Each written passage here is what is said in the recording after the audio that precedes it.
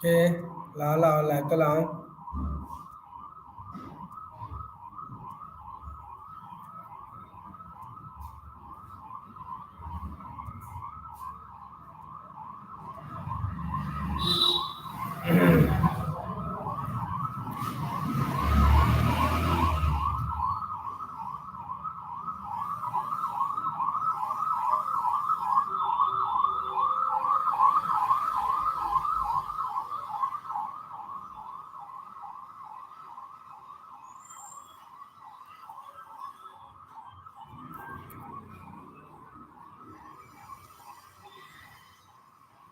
lão kau rasi macam nang nana rồi lại cái lão của tôi này ngay rasi cái nào cái nó không được biết thì basic thế cái có không học ra cái gì nói được cũng confuse là cái này ꯑꯗꯨꯒ ꯑꯅꯧꯕ ꯁ꯭ꯇꯨꯗꯦꯟꯠꯁꯤꯡ ꯀ꯭ꯂꯥꯁꯁꯤ join ꯇꯧꯒꯦꯅ ꯈꯜꯂꯤꯕ ꯁ꯭ꯇꯨꯗꯦꯟꯠꯁꯤꯡꯁꯨ ꯑꯗꯨꯝ join ꯇꯧꯕ ꯌꯥꯔꯅꯤꯀꯣ ꯋꯥꯆꯞ ꯒ꯭ꯔꯨꯞꯁꯨ ꯄꯤꯔꯦ ꯃꯈꯥꯗ link ꯄꯤꯔꯦ YouTube ꯒꯤ ꯄꯦꯖ ꯄꯤꯔꯦ ꯁꯤ ꯁꯕꯁꯀ꯭ꯔꯥꯏꯕ ꯇꯧꯔꯒꯗꯤ ꯅꯣꯏ ꯀꯟꯇꯤꯅ꯭ꯌꯨ ꯂꯥꯏꯚꯁꯨ ꯐꯪꯒꯅꯤ ꯀꯟꯇꯦꯟꯁꯨ ꯌꯦꯡꯕ ꯐꯪꯒꯅꯤ ꯑꯗꯨꯒ ꯑꯩꯒꯤ ꯁꯣꯁꯤꯌꯦꯜ ꯃꯦꯗꯤꯌꯥꯒꯤ ꯄꯦꯖꯁꯨ ꯐꯣꯂꯣ ꯇꯧꯕꯤꯔꯛꯑꯣ ꯏꯟꯁꯇꯥꯒ꯭ꯔꯥꯝ ꯐꯦꯁꯕꯨꯛ ꯄꯦꯖ ꯐꯣꯂꯣ ꯇꯧꯕꯤꯔꯛꯑꯣ ꯑꯗꯨ ꯑꯣꯏꯇꯥꯔꯒꯗꯤ ꯃꯇꯝ ꯆꯥꯅ ꯏꯟꯐꯣꯔꯃꯦꯁꯟ ꯑꯞꯗꯦꯠꯇꯨ ꯎꯕ ꯐꯪꯒꯅꯤꯀꯣ ꯑꯗꯨꯒ ꯇꯣꯉꯥꯟ ꯇꯣꯉꯥꯟꯕ ꯀꯣꯔꯁꯁꯤꯡꯁꯨ ꯌꯥꯝ ꯂꯥꯏꯅ ꯑꯩꯈꯣꯏꯒꯤ ꯗꯤꯇꯦꯜꯁꯇ ꯀꯣꯔꯁ ꯑꯃꯈꯛꯇ ꯅꯠꯇꯦ 1 year ꯗꯤꯄ꯭ꯂꯣꯃꯥ ꯃꯅꯨꯡꯗ ꯂꯩꯕ ꯀꯣꯔꯁ ꯂꯣꯏꯅꯃꯛ ꯇꯝꯕꯤꯒꯗꯕꯅꯤ ꯅꯣꯏꯒꯤ ꯈꯪꯅꯉꯥꯏꯗꯃꯛꯇ ꯀꯣ ꯂꯥꯛꯑꯣ ꯂꯥꯏꯚꯇ ꯂꯥꯛꯑꯣ ꯃꯊꯪ ꯃꯅꯥꯎ ꯅꯥꯏꯅ ꯂꯥꯏꯚꯇ ꯂꯥꯛꯑꯁꯤ ꯉꯥꯏꯔꯦꯀꯣ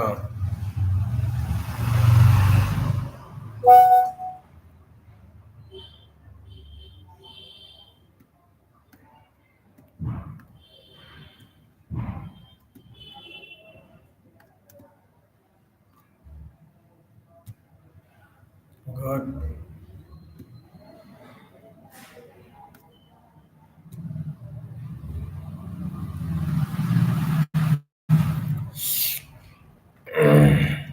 लाओ लाइव तो लाओ ओके ओके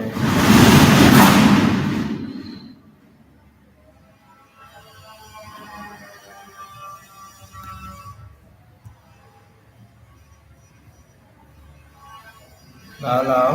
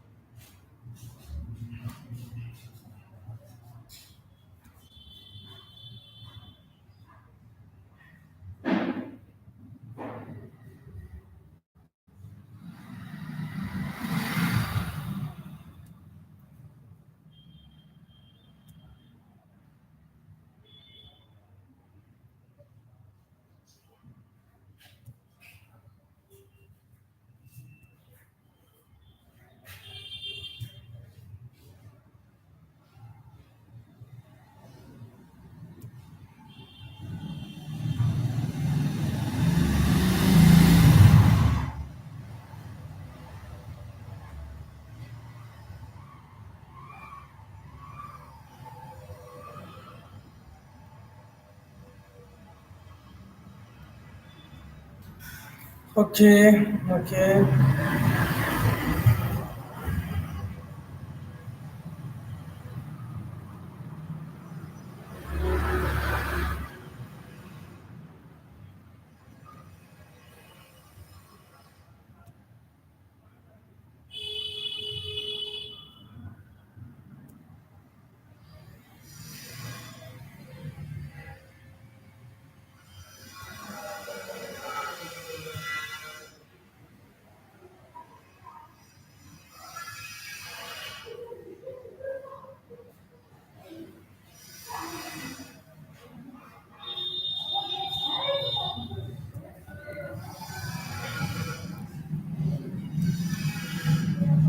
ꯍꯧꯔꯁꯦ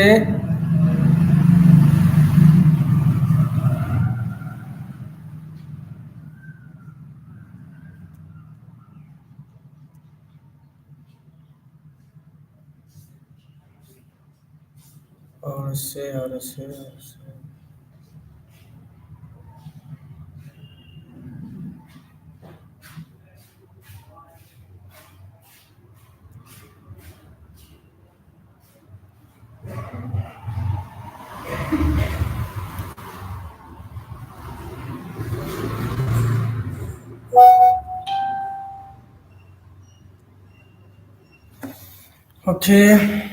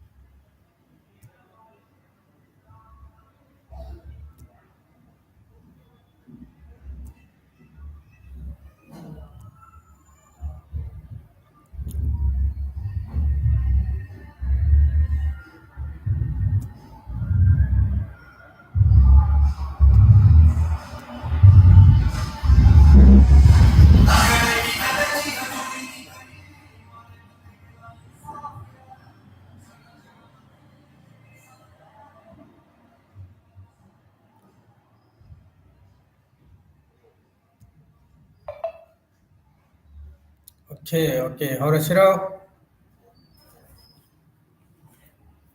યારબકો હૌરસિકો અવધી એ સ્ક્રીન શેર તોરાગે ફર્સ્ટ કો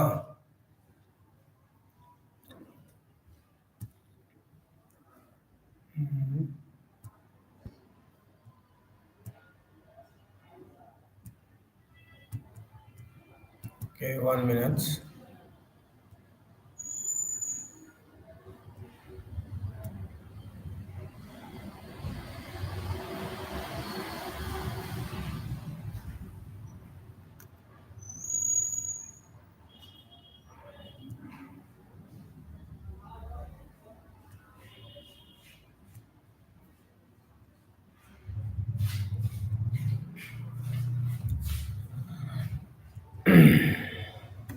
Haurisika, nanti nggak tahu.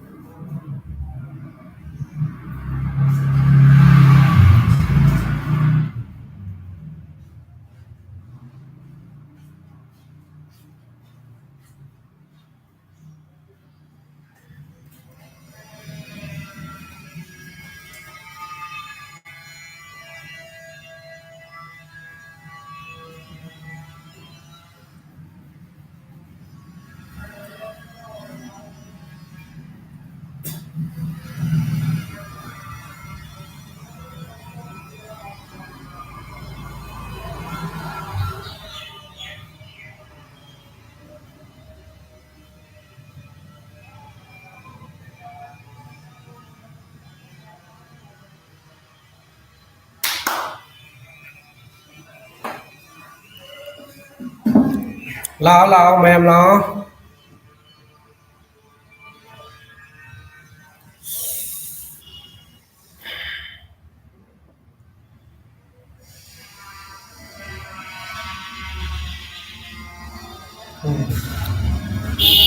Hello, Azal coming.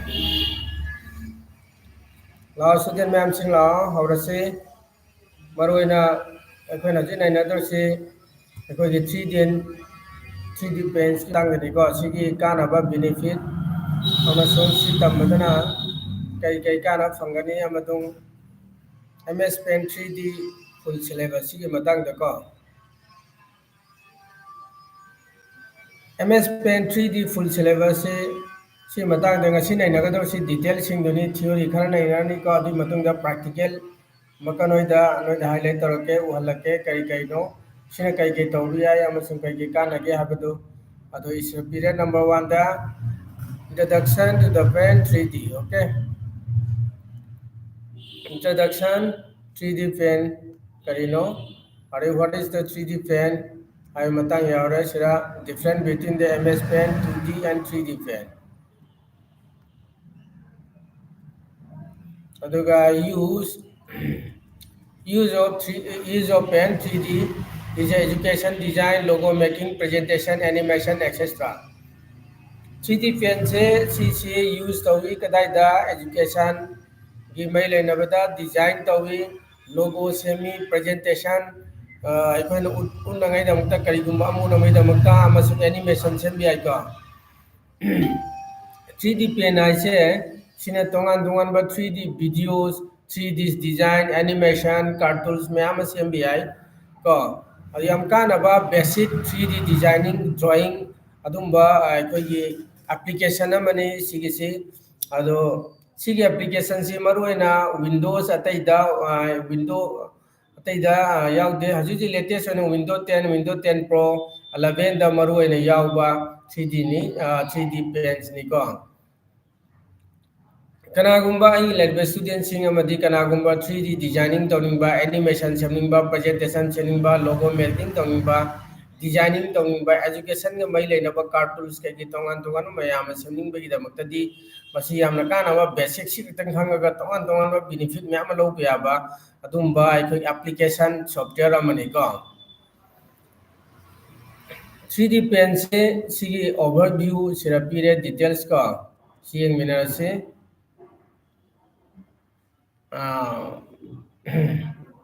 yang asi sira maroina 3D pen 3D interface overview ko my overview duni 3D pens ki se yaure canva area tools panel option panel color picker 3D library 3D pen de yawa singni menu and setting class kani yang asi pen 3D menu bar full details lere menu da files menu ko mathakta files menu ko dudale isi new lere open lere insert save as print share setting mathangda lere brush ko brush ra kai ge tawi habda khogi maruena brush na sijinarisi brush ra marker pen oil brush lere singuni ko marker pen oil brush watercolor carolon pixel pen fresh eraser fill tools brush thickness opacity metallic matte mathangda 2D shape ta leire line curve rectangle circle polygon freeform ko adagi shape fill outline thickness okay mathangda leire sticker da kai ge tawge ha kanda sticker sira pre-made sticker custom sticker surface wrapping okay mathangda 3D shape leire 3D shape te koina phangang ni cube sphere cylinder cone capsule 3D dodal 3D library mathangda leire rotation dip mirror angle text te koina phange 2D 3D da ko font size color style 3D dip rotation shadow okay effect da ekon effect design myam sem biara di kaino di effect da lighting brightness ambient light filter are canva da resize transparent canvas rotate crops lere ko magic select the background lo thok ya ba do ko background removable extract object are edge refine view da kai ge ho pange view da na ekoi camera angle zoom orbit perspective mathang da lere advanced topic da 1 minute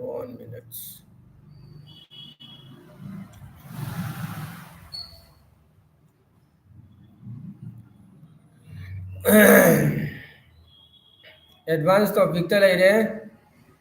3D scan layer editing lighting exporting benefit ta kai ke benefit any benefit of the pen of 3D हाइबदी 3D पेंसी नखोइना हाइरगदी फजना हाइरगदी करी गई काना फंगदमो हाइबनी को सिरकाना फंगदब सिंगदुनी डिटेल्स पिरिसे creativity easy 3D modeling presentation skills animation support useful for digital career helpful of teaching noina modeling 3D modeling yam laina easy li oina nakoina modeling 3D tawbe are creativity tawbe are presentation tawbe are skills no gi ko animation ga mai lena wa support segi sem biare digital mari lena ba digital advertise kai gi tawgi mayama sem basu yare aduga takpi ba tambi ba gi su yare maroina ngang singi ko sini aikogi 3D pen gi kanaba benefit si ko maroina benefit of 3D pen si ju khang ba darkar dai si kanaba si kari no ai ba si ado aina haina jai janingi di ai gi nungsir student sing da khasitang matam khasitang kai thoga kanaba si lomina ba phai ko isa do khangmin na ba kanaba si lomina ba phai maroina hoi aikoina ade ma da budi matam na मैम हलिकाई देगी अखोना 3D design तौनी दगा क्रमेना अखोगी thumbnail सेमगनी क्रमेना डिजाइन तौनी क्रमेना एडिट तौनी हायो मैम सिंगु सि खंगागदी नखो याम कानागनी को अब सि खंगमिनरसि मरोइना सिदाइना ngasi first day ओइना अखोगी 3D page की अखोगी मागी कई प्रैक्टिकल की मागी डिस्प्ले दो नोय दु लगे अदि दुगा करी करी सिरा बेसिक खंगबा याबा कई की यावगे हाइबदो खंगमिनरसि हजिक ओपन तौरसी अखोगी कंप्यूटर दा नत्रगा नोइना लैपटॉप सिजना होय बतारगदी अहान बदा अखोगी चंगदौरसी नोय अहान बदा मरोइना स्टार्ट चंगने सिमेरी मैच तौरगे गा लासी कइदा एप्लीकेशन दा लासी को एप्लीकेशन दा लासी application lakata rekana dakar hoisi kaino windows live application la ase project sanga si start ta do 3D pen open door si click door si 3D pen hoji click door open door hai ko 3D pen open door hai सिलेरे 3D pen से लेरे हजी 3D pen open तौरे नोइना open तौगे हाबतारगदी नोइना सिजनबा लैपटॉप नत्रगा डेस्कटॉप ता अखोगी start corner left side corner दा स्टार्ट एन ऑप्शन लेबने अदुगी नकंदा searching type here to search एन हम लेबने अदा टाइप तौर से यारे 3D पेन है ना को पेन 3D है ना तौर से यारे टाइप तौरगा नत्रगना स्टार्ट चंगागा सिरमागी एप मैम थुगानी को अखोइना नसाना साई कंप्यूटर दा इंस्टॉल तौरबा एप मैम सिंगदो अदुगी मरकदुदा नसाइगी 3D पेन सि यावरनी पेन 3D सि सिंगल क्लिक तौबगा दो ओपन तौरनी ओपन तौबगा सिगी न्यू ऑप्शन हजिक लापदो न्यू ऑप्शन लौरिजी को न्यू ऑप्शन से क्लिक तौबगा न्यू ऑप्शन लानी न्यू ऑप्शन ला मदुंगदा सिरा मथकदा मेनू बार दा पीरे मेनू बार दा लेरिसी कई कईनो हाय मदमदा नंबर 1 दा मेनू लेरे मेनू बार से पीसी ब्रश लेरे 2D शेप लेरे 3D शेप लेरे स्टिकर लेरे टेक्स्ट लेरे effect canvas 3D library paste undo history redo मखादा सिरा मखादा लेरे को मेनू बार से मखा सेलेक्ट लेरे क्रॉप लेरे मैजिक लेरे को अरगी मिक्स रियलिटी लेरे 3D व्यू लेरे सिरा पिघन गे जहन गे खोना जी व्यू तौरिसी व्यू थमेसे पिघन गे जहन गे आपसे सिजिगे साइज डिटेल्स खोना 3D व्यू दने खोना जी शो तौरिसी सी पेज खोना खरा जहन गे तारगदी सिरा प्लस पे आई को नत्रगना सिदा टाइप तौरसे यारे हजिकसे खरा चौमलेना लौरो अदो तारगना 100% अखोना शो तौहनगे हारदि सिदा क्लिक तौरनी अदु इंटर तौरनी हजिक मरोइना शोदा 100% अखोना टाइप तौरगा से अखोना शो तौहन मतमदा सिगी मपानगी अकोइबदा स्पेस मयाम हांगी को स्पेस हांगी से हंगलोगे फुल लोइना चांग लेहनगे तारदि 125 तौरसे 125 तौरसी को अदुगा इंटर तौरसी 125 तौर मतमदा कोई फुल पेज उ फंगे को फुल पेज उ फंगे न ता अहमद कोई खंगमिनरसी मरोइना हाइबा अखोगी ब्रशिंग से कई कई मथौ तौगे हाइबदु को सी मयाम सी 1 by 1 खंगमिनरसी ममिंग खंगसी हजि आइना कंटेंट ताखरिबा अखोगी थ्योरी दा आइना हजि ताखरिबदो अदुगी डिटेल्स तो अदुगी आइना दुम WhatsApp group ता आई शेयर तौरके PDF होइना अदुम शेयर तौरके नखोइना खंगबदा लाइरंगाय हदना हदना पाबस लाइरंगाय अदुगा डिटेल्स सिंगो आइगी YouTube की चैनल YouTube चैनल दा सब्सक्राइब तौरबा आइगी स्टूडेंट सिंगना मखादा सोइना डिटेल दुम इरगा हाबागे करी करी नो अखोगी मागी कईसिंगसी मेनू बार दना कईनो स्टेटस बार न कईनो ब्रश न कई कई कई ब्रश लगे 3D शेप ता कई कई लगे 2D शेप ता कई कई लगे स्टिकर ता कई कई लगे टेक्स्ट न कई कई लगे इफेक्ट न कई कई तौगे कैनवास 3D लाइब्रेरी सादी डिटेल्स हजि खरा थ्योरी दा नैना किपसिंगदो आई मखादा दुसु डिटेल्स तो हाबागे को लोइना खंग लाइरंगाय अंदा हजिक प्रैक्टिकल होना डिस्प्ले नखोई उरबनिना ममांगदा नोय अमांगदा खंगनांगायगी सी नोय स्किप तौगनो अदुम 1 by 1 फजना अदुम तपना ज्ञान ताने येंगो खंगनायदमक्ता वन अमतंग स्किप तौखरगदि नोय ज्ञान ताउदब सो अदुम यावगनी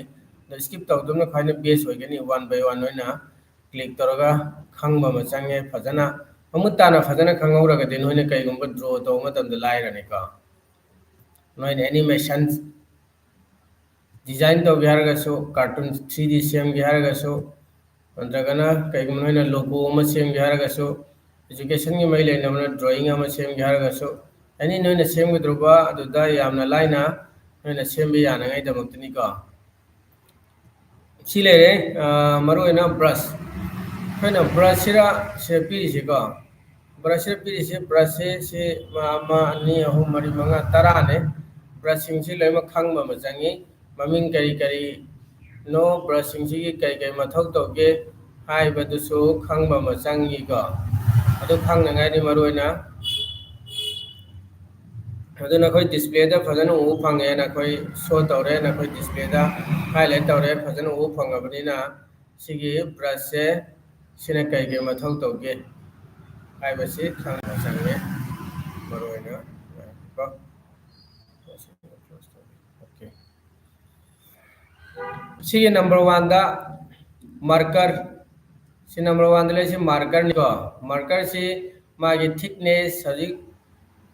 5px ता लेरे अदुदुगा opacity से 100% ने लेरे से अदु थिकनेस से 5 ता लेबे से अखोई सिगी थिकनेस से अप डाउन मागी 100 पौ पुखटबे याई को 100 पौ होनबे याई अदु मोय 5 ता लेरमबसे सी सिरा अखोई येंगसी मसाई ऑटो 5 लेरमबने सिरा मार्कर से क्याम चावगे हाइबसी येंगसी and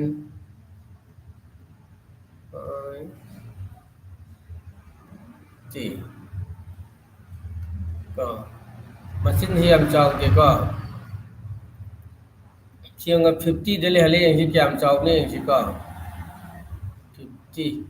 52 ले रे 50 किसका वाले 49 ले रे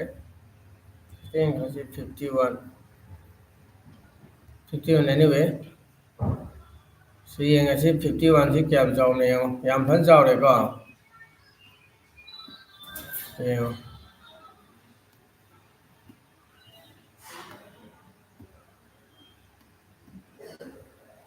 yam chawre ko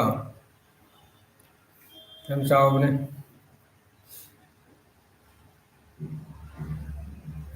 se yo ai kaino mag yeng halake si marak chirai gi studio namna mana aikogi kadobani mana semani design nama ko si di semba design ne sina ju phang da kana ne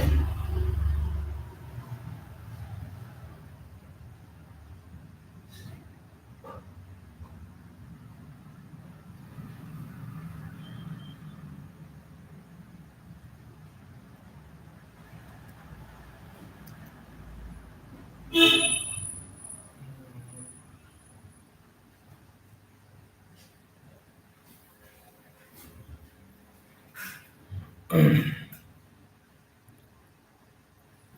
ꯍꯜꯂꯛꯀꯦ ꯇꯧꯕꯅꯦ ꯃꯥꯅ 3D design ꯇꯧꯕꯗꯣ ꯌꯥꯝ ꯃꯑꯣꯡ ꯇꯥꯕꯅꯦꯀꯣ ꯑꯗꯨ ꯀꯣꯛ ꯈꯤꯇꯪ ꯊꯥꯖꯤꯜꯂꯕ ꯋꯥꯈꯜ ꯂꯧꯁꯤꯡ ꯈꯤꯇꯪ ꯊꯥꯖꯤꯜꯂꯒꯗꯤ ꯑꯗꯨꯝ ꯐꯖ ꯐꯖꯕ ꯃꯌꯥꯝ ꯑꯃ ꯁꯦꯝꯕ ꯌꯥꯏ ꯐꯖ ꯐꯖꯕ ꯗꯤꯖꯥꯏꯟ ꯃꯌꯥꯝ ꯑꯃ ꯇꯧꯕ ꯌꯥꯏ ꯀꯣ ꯑꯩꯅ ꯗꯦꯃꯣ ꯑꯣꯏꯅ ꯎꯍꯟꯒꯦ ꯇꯧꯕꯅꯦ ꯑꯩꯈꯣꯏ ꯏꯁꯇꯨꯗꯦꯟ ꯑꯃꯅ ꯑꯦꯁꯥꯏꯟꯃꯦꯟ ꯇꯧꯔꯛꯄꯅꯦ ꯃꯥꯒꯤ ꯍꯩꯖꯕꯗꯣ ꯇꯣꯉꯥꯟ ꯇꯣꯉꯥꯟꯕ ꯃꯥ ꯀꯥꯔꯇꯨꯟꯁ ꯃꯌꯥꯝ ꯑꯃ ꯁꯦꯝꯃꯤ ꯑꯩ ꯋꯥꯈꯜꯗ ꯌꯥꯝ ꯐꯖꯕ ꯗꯤꯖꯥꯏꯟ ꯑꯇꯩꯁꯨ ꯇꯧꯔꯛꯀꯅꯦꯅ ꯈꯜꯂꯤ ꯑꯗꯣ ꯃꯥꯅ ꯍꯧꯖꯤꯛ ꯇꯧꯖꯕꯗꯨ ꯑꯩ ꯍꯪꯉꯛꯀꯦ ꯑꯣꯄꯟ ꯇꯧꯔꯛꯀꯦꯀꯣ ꯌꯦꯡꯁꯤꯀꯣ ꯐꯖꯕ꯭ꯔꯥ ꯐꯖꯗꯕ꯭ꯔꯥꯗꯣ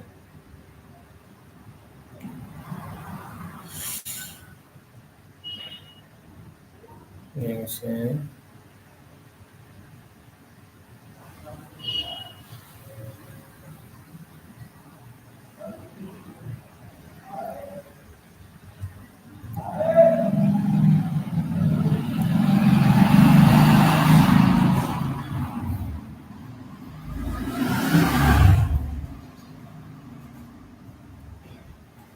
ꯌꯦꯡꯁꯦ ओपन तौरी नायको ओपन तौरी मरक्सिदा ओपन तौरी मरक्सिदा को आइना angani sigi maraksida sigi maraksida sigi maru ena marker haikre ko marker gi mathangda marker gi matangda takre ga ina takninge si maru ena marker gi haire yare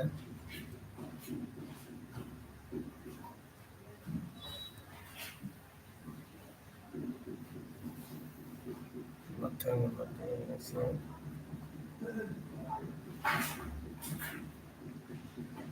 okay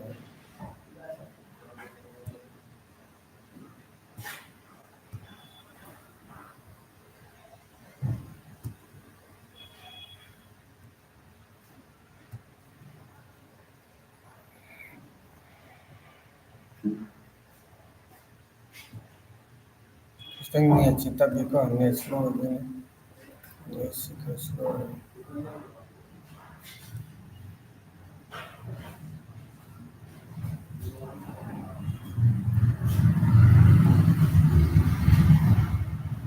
slow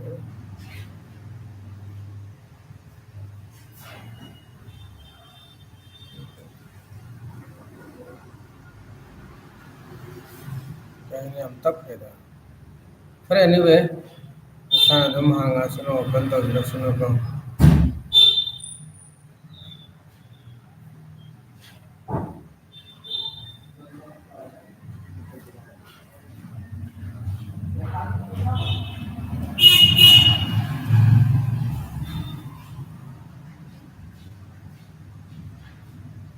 kay no okay yare ai so ma tawrage akhoi student amana mana akhoi assignment tawbani 3D da ko ado ai noi da so tawrake screen share tawrage ko yengase akhoi student amana so tawbani silere sini mana akhoi student duna mana sembra se design se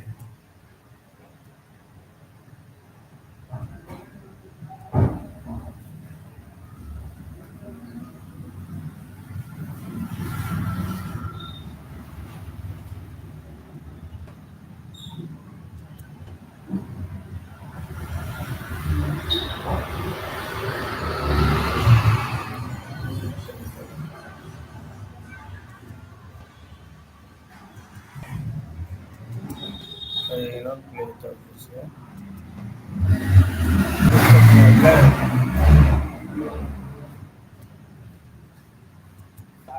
yang file se so with my se kay no play tawbise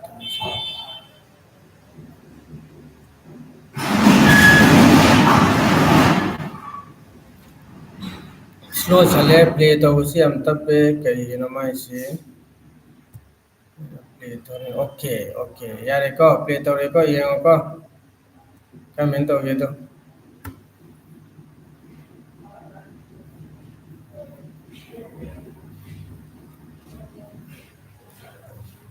ꯌꯥꯗ꯭ꯔꯣ ꯃꯑꯣꯡ ꯇꯥꯗ꯭ꯔꯣ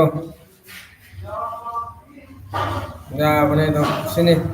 ꯃꯥ ꯍꯧꯖꯤꯛ ꯍꯧꯖꯤꯛ ꯃꯔꯨ ꯑꯣꯏꯅ basic ꯈꯛꯇꯪ ꯈꯪꯉꯛꯏꯕ ꯌꯥꯝꯅꯗꯤ ꯀꯩꯗꯧꯗ꯭ꯔꯤꯕꯀꯣ